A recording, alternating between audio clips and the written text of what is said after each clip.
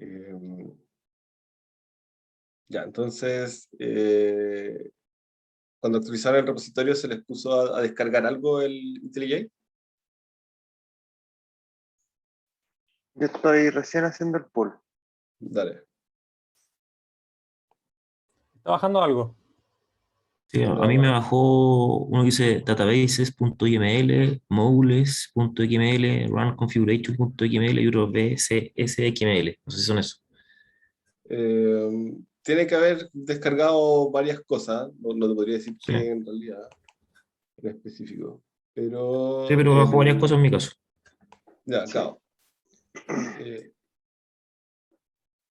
Bueno, para saber si está todo bien, debiesen poder correr el main.kt, que fue lo mismo que vimos la clase pasada, no tiene ningún cambio.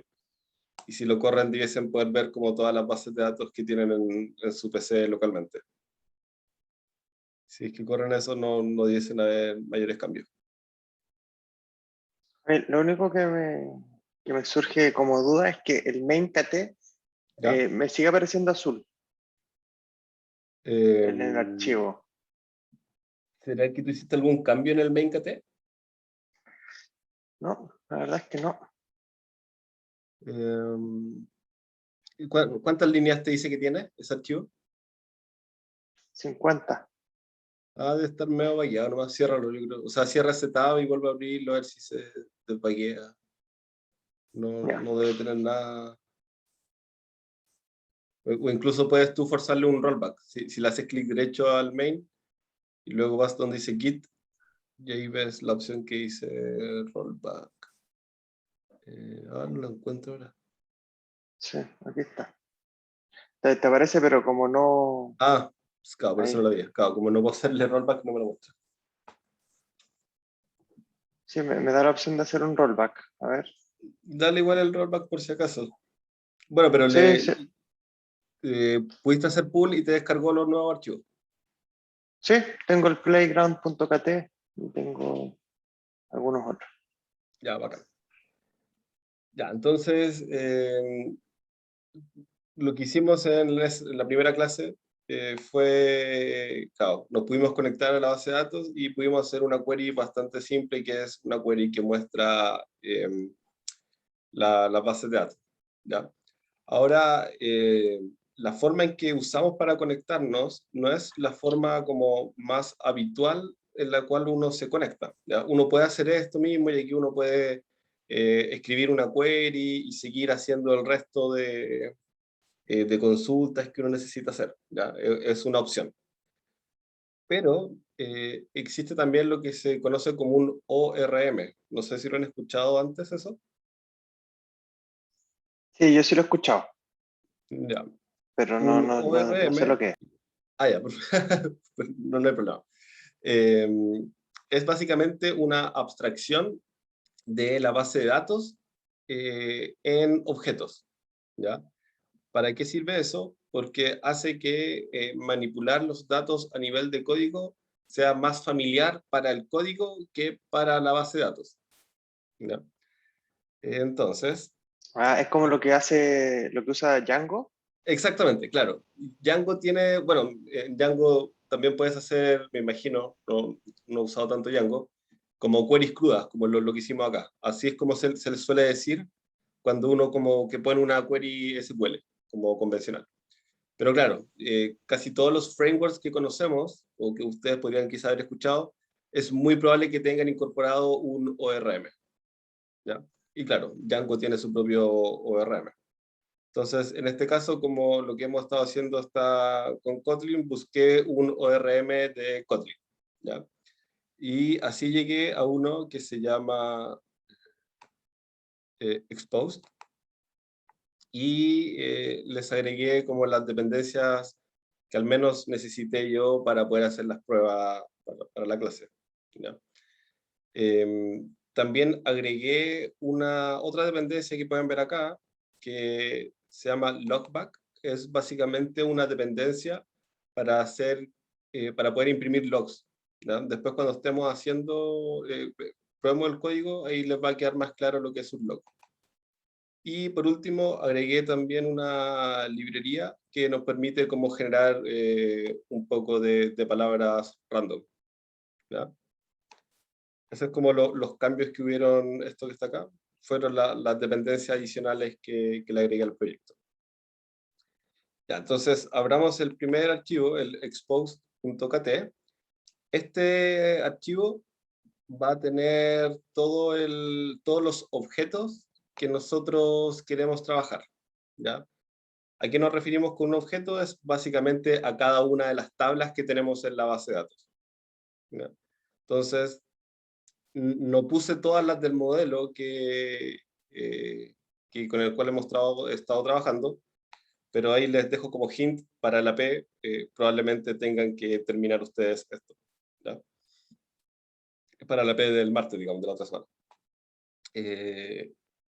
Ya, entonces, las tablas que les dejé aquí, está la tabla cazadores, ataques y cazadores ataques.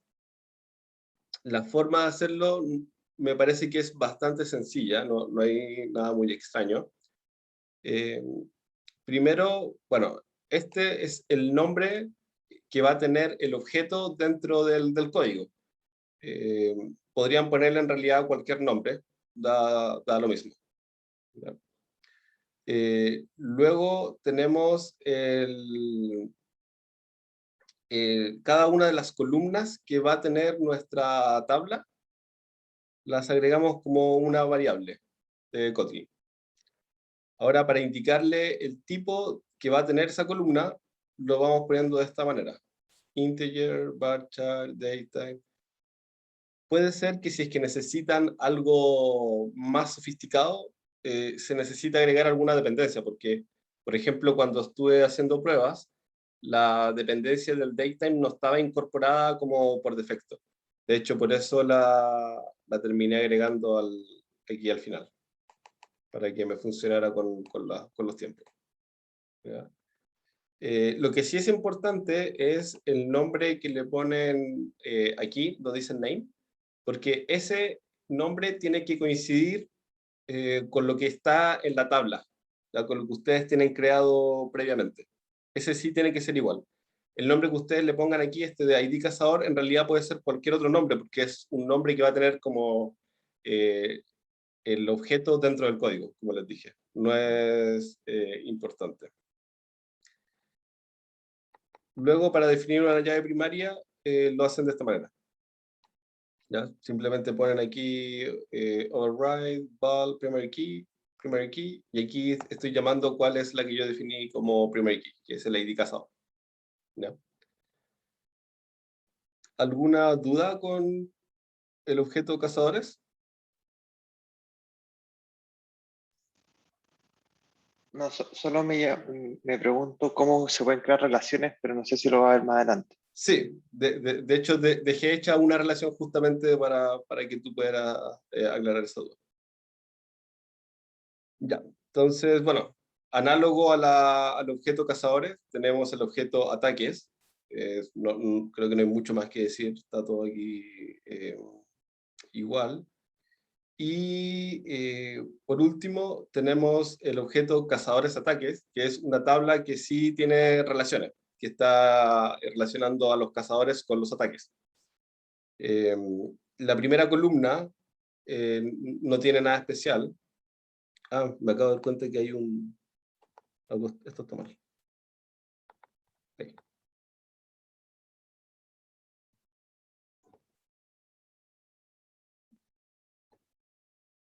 Ahí ustedes después lo pueden actualizar.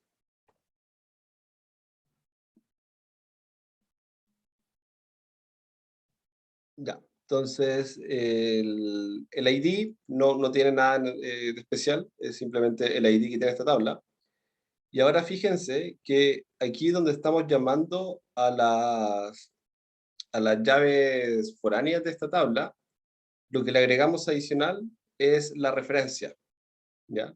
Y con esto estamos indicando que esta columna ID cazador en realidad está haciendo referencia a el objeto cazadores y al ID cazador de ese objeto.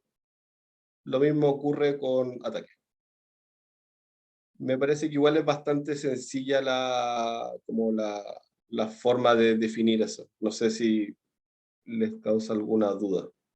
Les provoca alguna duda. No, solo preguntar cómo se pueden definir los no nulos o los autoincrementales. Ah, ya. Mira, esos detalles, les dejé la documentación. Acá. No, no es este. Este. Aquí están todos los detalles. Entonces, por ejemplo, aquí tú puedes ver que está el nuliable, ¿ya? Les dejé este link en el curso porque hay varias cosas que ustedes como que conceptualmente por SQL ya lo saben. Entonces, van a haber preguntas como la que tú tuviste, que es como, ¿cómo defino esto que yo sé que es de esta manera en SQL? ¿Cómo lo puedo especificar acá? Entonces, claro, en este caso es bastante simple. Le ponía ahí nuliable. ¿Cachai? Y el autoincremental me parece que era de la misma manera. Claro, Y, perdón, nuliable es que puede tener nulos. nuliable es que puede ser nulo, claro, Ya, que te acepta nulos. Bueno, ok. en este caso, por ejemplo, un ID no debiese ser nuliable nunca, como por definición. Entonces puede que al momento de tú tratar de crearlo te tire algún error o quizás simplemente lo ignora porque es una llave, ¿cachai? La usan como llave primaria. Pero los que potencialmente podrían ser nuliables, me imagino que el nombre, esa, el arma, el nombre de ataque, eso les podría poner el nuliable. ¿Ya? Bueno, y así que aquí ustedes podrían después seguir agregando todas las tablas que quieran crear. Como dato útil, si ustedes apretan F2, les va a tirar como a donde están los warnings, ¿ya? Si se fijan, aquí arriba a la derecha sale que tenemos 2 warnings y un info. De hecho, pueden apretarlo acá también y se los va a mostrar. Entonces, nos está diciendo que ID cazador y ID ataque nunca están siendo usados en el código. Porque claro, el IntelliJ está analizando todo nuestro código y ve que eso nunca es usado, ¿ya? Ahora igual los preferí dejar porque eventualmente cuando ustedes terminen el resto del código van a tener que usarlo, ¿ya? Y este otro dice que podría ser privado, no sé por qué esa recomendación, pero bueno. Ya, eso es con la declaración de los objetos. Ahora abran el que dice Playground.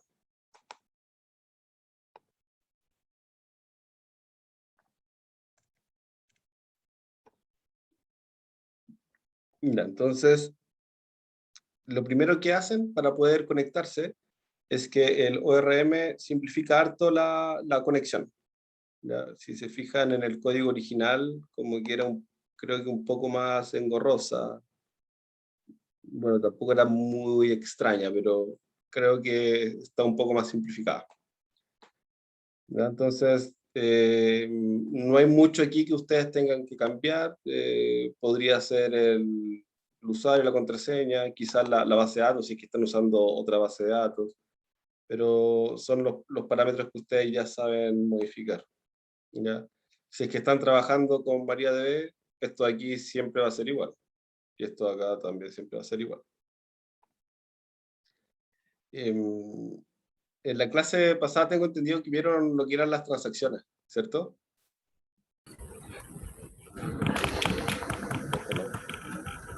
¿No? ¿Con usted, profe?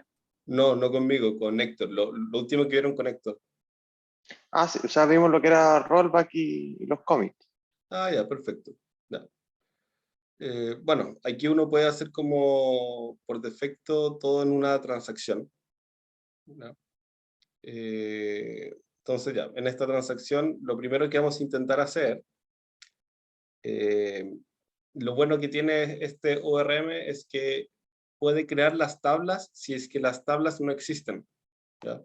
De hecho, esto lo que va a hacer es tratar de crear la tabla cazadores, tratar de crear la tabla ataques y cazadores de ataques. ¿Ya? Ahora, como en mi caso y en el caso de ustedes, probablemente esas tablas ya existen, no les va a causar ningún efecto, porque la query que genera de crear tabla es una query que solo funciona si es que no existe la tabla. ¿Ya?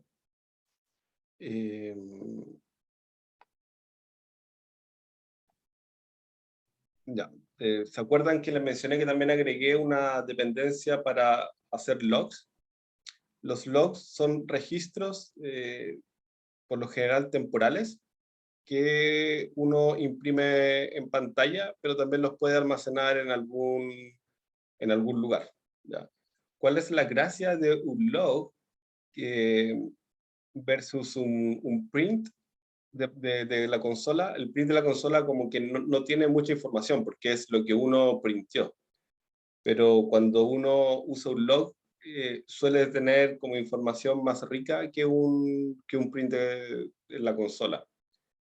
Por lo general viene la hora y también incluye como cuál es la clase que está, el archivo que está ejecutando como imprimiendo ese log. ¿Ya? Es como una forma más formal de hacer un print, como que en realidad el print no es cuando uno tiene como un sistema productivo ya, uno usa este tipo de forma de printar en pantalla. Ya, pues, entonces veamos qué es lo que hace esta primera query. ¿Ya? Vamos a llamar a cazadores, luego vamos a hacer un select all de todos los cazadores, y luego utilizamos un for each que va a ir recorriendo cada uno de los registros de ese resultado. No sé si es que han usado antes un for each en algún otro lenguaje de programación. ¿Es lo mismo que un for? Es lo mismo que un for, sí. Por lo general sí, sí, o sea, es como una sintaxis alternativa a un for, pero por lo general el for, bueno, dependiendo el lenguaje que estés usando, y el primer for que te enseñan suele ser uno que itera como sobre índices, como que tú le dices, parte con un 1 y luego anda sumándola hasta llegar a 10. Ahora, claro, hay for más sofisticados ahora que son capaces de recorrer una colección. En este caso, el for each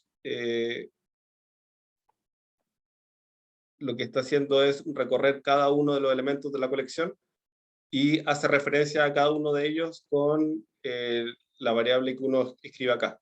En este caso yo le puse aquí cazador, pero podríamos ponerle cualquier cosa en realidad. Podríamos ponerle... ese es el que viene por defecto. El it es, de hecho cuando uno le pone it, ni siquiera lo está escribiendo como que es implícito. ¿No? Como que este es el resultado que está obteniendo de la query. Ahí. Bueno, y para poder llamar después, por ejemplo, al nombre de este registro, lo podemos hacer de esta manera. Esa es la sintaxis que tiene el ORM. ¿Ya? Entonces, lo que ustedes debiesen esperar de acá es poder ver el registro de todos los cazadores que ustedes tienen, y bueno, ver el nombre, el cumpleaños, el rango y el país de origen.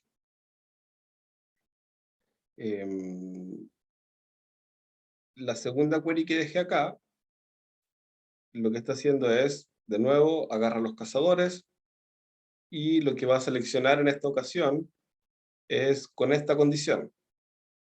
Va a decir que el nombre de los cazadores sea pipe de porcentaje.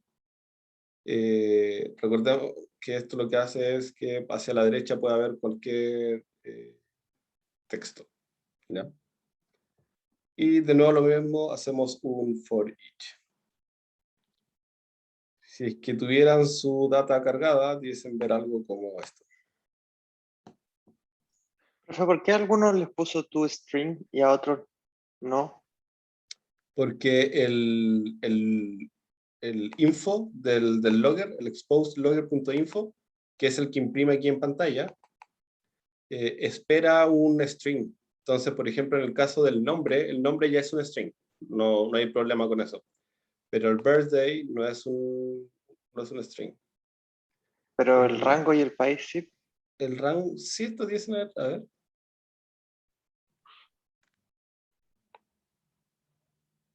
Parece que en esos casos va a ser redundante. Y a ver, y quizás con este, espérate. No acaba, aquí me reclamo. Ah, ya. Volvamos a correr. Sí, está bien lo que dijiste. Ujú. Vamos a subirlo al repositorio. Vamos to string.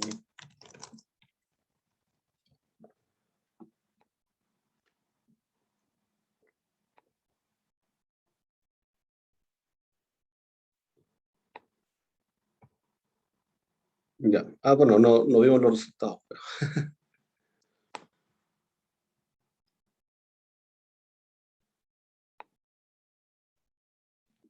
Ya, entonces aquí pueden ver Felipe, una lo que... consulta. Dime. Felipe, sí, estoy tratando de correr el código, pero no me aparece el play, el botón verde, el triángulo verde para poder correrlo. ¿El que está aquí a la izquierda no te aparece? No, y el que está arriba también me aparece en gris.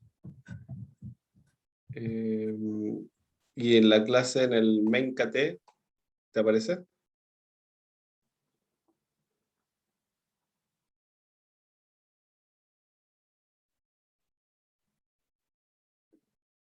¿Aló? ¿Aló? Pero, Te- sí, sorry. No, en el main tampoco me aparece. ¿Y abajo te aparece como que esté cargando algo? No, me aparece que estuviera todo cargado ya. Intenta cerrar el proyecto y volver a abrirlo. Si es que Ya, te sigue sin aparecer, o sea, cierra el IntelliJ, ábrelo de nuevo. Si es que te sigue sin salir, me avisa y vemos tu pantalla. vale, si no lo dejo para el final, sí, igual podemos ir avanzando. Dale. Vale, Ya. Lo que les iba a comentar era que aquí pueden ver la estructura que tiene un log por defecto sin personalizar, digamos. Nos está diciendo que es info porque se acuerdan que nosotros aquí le pusimos que era un log de información. También hay otros tipos de log, pueden hacer un debug, pueden hacer un error, un warning también. ¿Ya? Eso después sirve, por ejemplo, si es que necesitan buscar un log de error. Entonces, ustedes dicen como capturar el flujo en el que podría aparecer algún error y así te queda registrado un error y después tú buscas entre todos los logs alguno que tenga error. ¿Ya? Eh, ¿Qué más les iba a decir? Mm, Profe, ¿se puede hacer un print en vez de un exposed logger? sí, puede hacer al final es lo mismo, solo que como les comento, como la forma más formal de hacer esto es siempre con un log, pero sí, puedes hacer un print, ln, y le pones acá, va a ser lo mismo.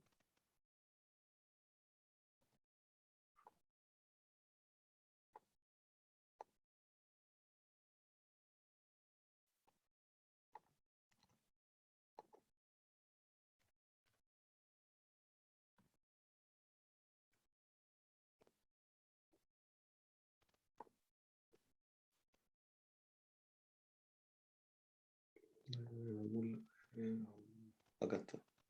Mm, Abro. ya. Ah, lo puse mal, sorry. Ay, lo tomó como un string. Sí, lo tomó como un string, exactamente. Es que es como el nombre nomás de la variable, como que no lo tomó como un valor. Ah, Pero ahí ahí sí. está. Sí. Ya, ok. Eh, ya. Entonces, aquí ustedes pueden ir jugando, como les dije, creo que no vale mucho la pena como profundizar en el resto aquí de la sintaxis, pero ustedes como ya saben ustedes lo que necesitan a priori, entonces vienen acá y buscan. Eh, les aparecen dos formas de hacerlo. Espera. La que en realidad tienen que revisar ustedes es la que se llama DSL. En alguna parte estaba el link. Claro, estos que dicen aquí, SQL DSL. Esa es la forma que estamos usando nosotros. ¿Ya? Pueden ver también aquí en la consola que le muestra de manera por defecto como la query que corrió por detrás. Eso les sirve también para hacer como debug, para saber si es que la query que está corriendo el ORM es la query que ustedes realmente quieren que esté corriendo, por si no les esté dando el resultado esperado. ¿Ya? Ya. Y ahora vamos a ver el último archivo, el que se llama fake data. ¿Ya? Entonces, la idea de este archivo es que podamos poblar con data falsa la base de datos. ¿Ya? Entonces, bueno, la conexión es lo mismo que vimos antes, no hay nada nuevo. Aquí llamamos a la librería que les conté para poder traer nombres random. Cada vez que ustedes hagan un next del RND, van a obtener un nuevo valor random. ¿Ya? Entonces, esta sería como la primera vez que cambia el valor, esta sería la segunda vez, y así. ¿Ya?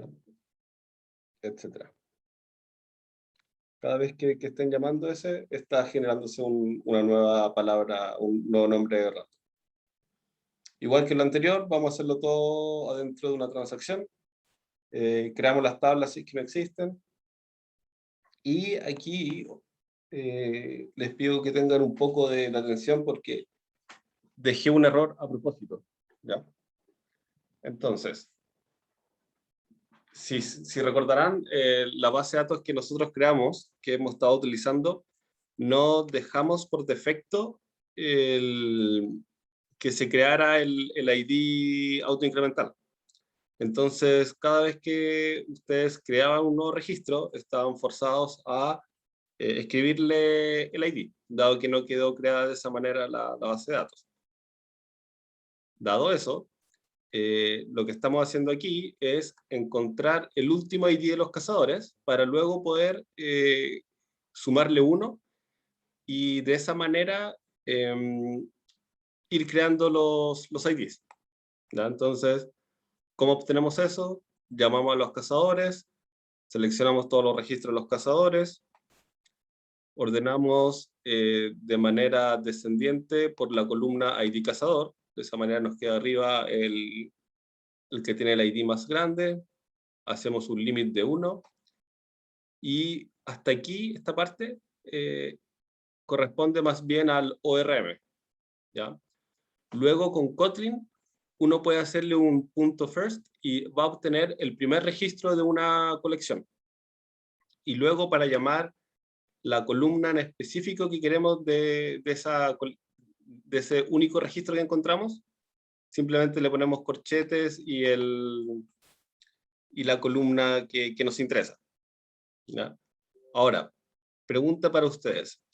¿En qué caso esto que está aquí no funcionaría?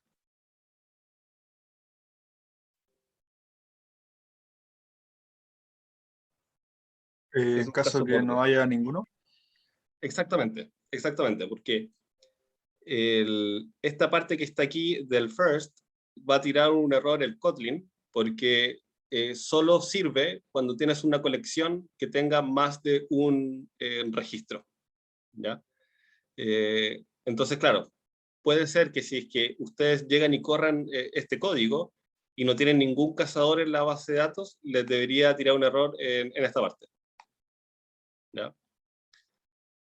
Sigamos viendo. Aquí utilizamos un for más tradicional para crear los cazadores. Entonces vamos a tener un índice i que va a iterar de 0 hasta 10. ¿Ya? ¿Qué vamos a hacer en cada una de estas iteraciones? Lo primero que vamos a hacer es sumarle 1 al ID que estuvimos previamente. O sea, si tuvimos que nuestra ID era 10, en este momento se actualiza ese ID 10 y ahora vale 11. Y vamos a hacer un insert en la tabla cazadores, ¿ya? Luego acá nosotros ponemos cómo queremos rellenar cada uno de las columnas de esta fila, ¿ya? Entonces, el ID cazador va a tener el last ID que pusimos delante. El nombre, vamos a usar uno de la parte aleatoria. Aquí el rango le puse cualquier cosa, el mejor, y país de origen Chile, ¿ya? Si quisieran hacer esto más robusto, podrían hacer un array aquí en el mismo código, donde ponen una lista con varios países y luego hacen un azar entre los países y lo van completando. Ahí ustedes pueden hacer un código más choro. En este caso, todos van a ser siempre de Chile y siempre van a ser el mejor. Probablemente debe haber también alguna librería que entrega como países o algo así. Entonces, como que se puede hacer más fácil el random. Ya, entonces, hasta acá lo que hemos hecho fue, obtuvimos el último ID y creamos cazadores. Luego, en esta parte, queda como corregido el mismo problema que ocurrió en la parte anterior. ¿Ya? ¿Por qué? Veamos. Vamos a buscar, esto es exactamente igual a lo anterior, hasta el límite. Eso quiere decir que hasta aquí tenemos dos opciones. Que el result ID ataque tenga un registro o no tenga nada. Esas son las opciones posibles. Vamos a inicializar el valor last ID ataque con 0. Entonces, si es que el result ID ataque, que es el de la query, si es que lo contamos y ese valor es mayor o igual a 1, lo que vamos a hacer es actualizar el valor de last ID ataque, que lo inicializamos con 0, pero lo vamos a inicializar con el ID que nos entregó la query, ¿ya? En caso contrario, si es que no entra en este if, el ID, como lo inicializamos con 0, va a ser 0, ¿ya? Luego, igual que en el paso anterior, vamos a hacer otro for. En este for, de nuevo, iteramos de 0 a 10. Y lo mismo, partimos sumando 1 al ID. Entonces, si es que si es que hubieran tenido 0 registros, el valor hubiera sido 0, pero de todas maneras, el primer ID en ser creado va a ser el ID 1, dado esto, ¿ya?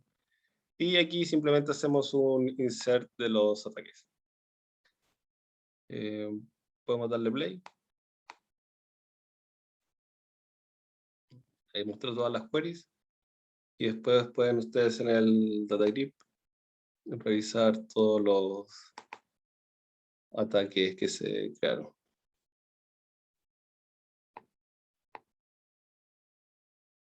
Ahora, claro, como estas palabras creo que no aplican mucho para ataques y armas, pero bueno, cosas que pasan.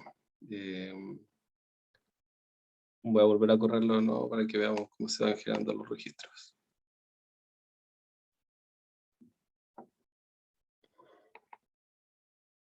Ahí.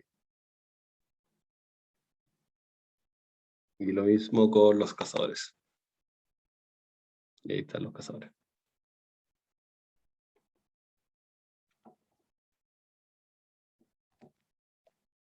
¿Consultas?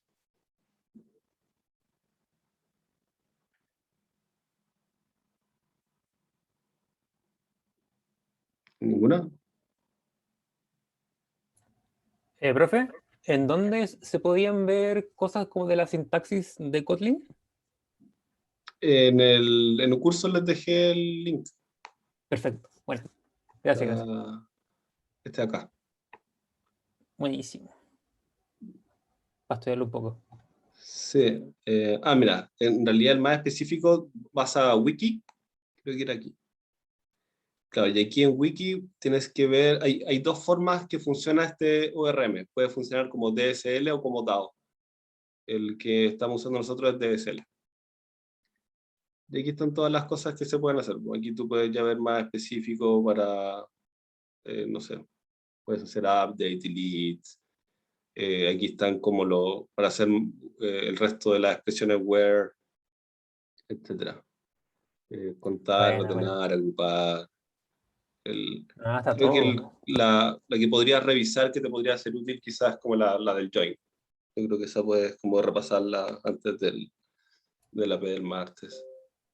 Buenísimo. Pero no es mucho más que hasta aquí, porque la parte de esquema yo creo que ya no la vamos a ver mucho, porque en realidad como ustedes crean todo en el... Igual podrían crear aquí todo, igual es bacán eso, pero ustedes ya saben crearlas directamente desde la base de datos. Entonces, lo que me interesa más son como las queries que van a estar utilizando. Así Claro. como hint, como les dije, aún no he escrito el AP del martes, pero lo que quiero básicamente es que ustedes terminen de poblar el resto de la data, de la base de datos. Entonces, van a tener que hacer como este fake data y ir como completándolo con el resto de las tablas y bueno, lo mismo con el expose. Crear el resto de las tablas. ¿Consultas?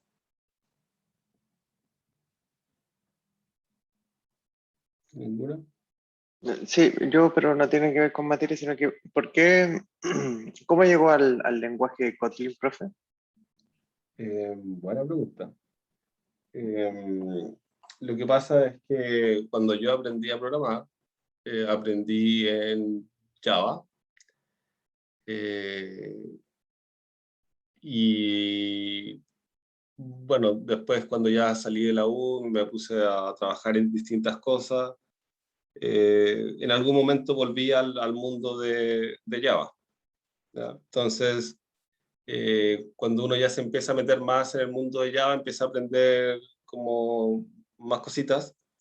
Y ahí metido ya en soluciones del mundo Java, del ecosistema de Java, caché que había una versión como simplificada de Java que se llamaba Kotlin, ¿ya? Y lo encontré que era como, eh, siento que es bastante sencillo de entender, ¿ya? Como que no, por lo general cuando uno escribe en código en Java, los códigos suelen ser como más, son como altamente tipeados. Entonces, como que uno tiene que cumplir como con muchas cositas para que tu código funcione bien. Eh, pero en Kotlin siento que es como mucho más fácil de entender. No sé, ¿qué creen ustedes? A ver si Sí, lo encuentro que se encontraste parece fácil. harto, o sea, por lo menos cómo se instancian los objetos y cosas así, cómo se llaman los atributos. Sí, lo encuentro bien parecido a Python, por ejemplo. Claro, sí. O sea, justamente esa era como mi idea, ¿cachai? Como tener un lenguaje que fuera sencillo de usar como Python, eh, pero que yo también quizás puedo como aportar como con mi experiencia previa del mundo Java, como traerlo acá, porque al final todo lo que uno puede hacer en Java lo puedes hacer en Kotlin, ¿cachai? Bueno, después aprendiendo un poco más de todo este mundo, caché que Kotlin se volvió el lenguaje por defecto en las aplicaciones Android también. En algún momento hubo una pelea entre Oracle y Google. Oracle es una empresa de software muy grande, que lo que más se conoce de ellos son las bases de datos, pero ellos también son los actuales dueños del lenguaje Java. Y, y entre esas peleas que hubieron entre Google y Oracle, eh, como que al parecer Google se terminó como ya choreando del tema y dijo que formalmente el lenguaje para programar en aplicaciones Android también iba a ser, o sea, iba a ser Kotlin, que iba a abandonar como Java. Igual en la práctica da lo mismo, porque cuando tú compilas el lenguaje Kotlin, siempre va a llegar un lenguaje que se ejecuta por la Java Virtual Machine, que se llama, y que es común para todo lo que se hace en Java. Así que si es que tú buscas, por ejemplo, cosas en Internet sobre Kotlin, lo más probable es que encuentres cosas relacionadas a Android. Yo creo como en un 90% de probabilidad, si es que buscas algo de Kotlin, va a estar orientado a Android. Ahora, que esté orientado a Android no significa que no puedas hacer otras cosas como la que te estoy mostrando ahora. ¿Cachai? Sí, entiendo. Eso.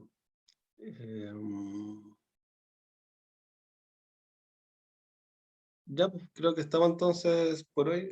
No sé, Daniel, si te funcionó al final. Sí, me funcionó bien y corrí todo perfecto. Ya, bacán, estamos. Vale, Ya, gracias. pues, entonces, antes de la P, péguenle una repasada a la wiki. Y bueno, ya saben más o menos lo que les voy a preguntar, pues, así que si es que quieren pueden repasar un poco eso. Buenísimo, muchas gracias. Ya, pues, que estén bien.